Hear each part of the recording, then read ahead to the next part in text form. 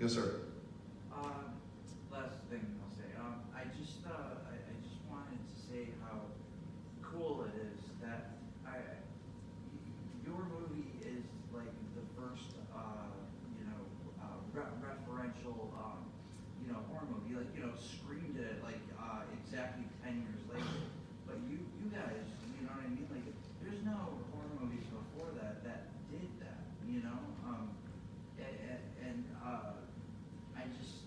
I just think that it's absolutely incredible, and I want to thank you for it. Appreciate it. I've been really excited. Since you left when I was right when I became hotter. You had to pee? Wash your hands before you came back? Of course. Put your hand in that popcorn? No popcorn here. All right. I got $10 for you. So, just so you guys, one thing about the Jason, which has been an honor for all of us, and I speak for all the Jasons, is that it's been going on for decades, almost 4 decades, 3 decades for sure. And you think about that, we have little people come up to us this big that may not have seen it, but they're dressed up as Jason, and they're in character. They don't talk when they put their mask on. They don't say a word, all right? And then we have people my age, and then people in between. Families, 3-tier high that come, they're Jason fans. 2 days ago was graduation where I live, and there was a drama class. So for graduation, I went to the drama class and spoke to the drama students. One girl, 17, she started crying hysterically because she was meeting Jason. She's 17. She's not even old enough to be my daughter. She's too old, as a matter of fact. My daughters are 20, 23, my son's 24. But she was hysterical because she was meeting Jason. So for us to still be here represented, we take it very seriously. And even though I may punt on Kane Hodder because he's shorter than me, but then Ken is bigger than me, and then Derek Mears is about an inch bigger than me, we laugh about it. But we're all related because of the DNA and the fans that connect us, that's you. So again, we're very grateful to be here. We lost Richard Brooker about 4 years ago. He played Jason Part 3. And then we lost Steve Dash in December last year. He played Jason Part 2. So there's still 7 guys out there.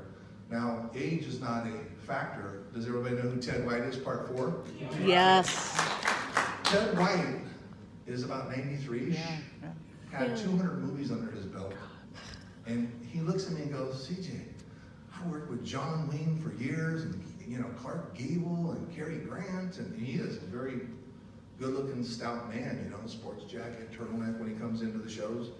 But everybody remembers him because of Jason. And the thing about Jason is, and I've said this before, I can go to India and show a picture of Tom Cruise. And, hey, Tom Cruise! I'll show a picture of C.J. Graham. They look at you, but you show a picture of Hockey Mask, Jason. It has become worldwide iconic. So again, appreciative for everything that you do for us also. Yes, ma'am.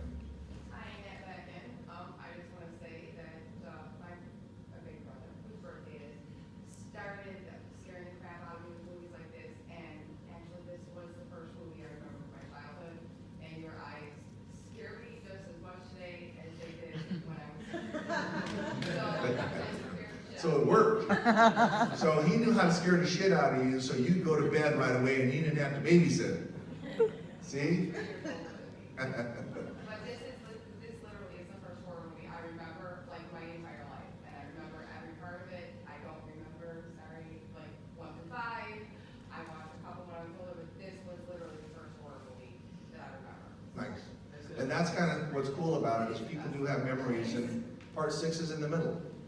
So, and like I said, if I had an opportunity to do it again, if I could deliver a product equal or better, then I'd entertain it. If I couldn't deliver the product, I don't want to tarnish what I think we did in Part 6. Like I always tell people, I was very fortunate. We opened it up with the James Bond scene. Yep. I'm the only Jason with a Batman utility belt. Come back to life like Frankenstein, and a rock and roll Hall of Famer doing the music. How cool is that? All right, so can't touch this. Right? What you got? Just another thing I thought that was unique about 6 that I wonder if you could comment on. In addition to kind of Jason coming back to life and sort of starting the zombie Jason thing moving forward, Part 6 also started to introduce humor a lot more, especially that whole sequence with the paintballers in the beginning. I just wondered if you could talk a little bit about some of the kind of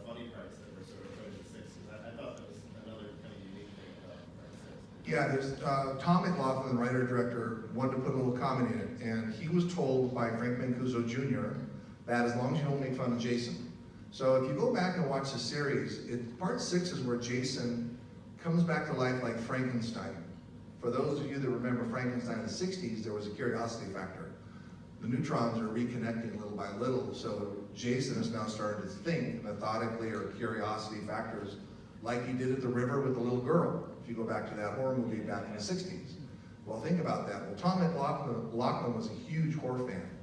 So that's where he put that in. Comically wise, the other thing, if you take a look at it, people have a strange idea of entertainment, never leave home without it with the credit card. And then you think of where Tom, there's no nudity in part 6. Thought about that? Yeah. There's no nudity. So you go through the whole series and unfortunately, something's gonna pop. But in this one, there's none. There's a scene that is, Darcy having sex, but there's no nudity. So Tom did a good job of combining those features without going over to the dark side, because I don't think it's necessary. I mean, I guess it's fun at the same time, but is it a necessity? I think it's all about Jason. Part 6, the film actually became about Jason. So from that point on, Jason was no longer just an actor or a stuntman, Jason was the principal. So because unfortunately, you'll see the actors and actresses going back and you'll go, oh, that's such and such, or that's Darcy, or that's Tommy Matthews, but everybody wants to be Jason, because Jason is the principal actor, the character. So I think part 6 is where it did a full turn about face, and the principals, which really weren't Jason, became Jason.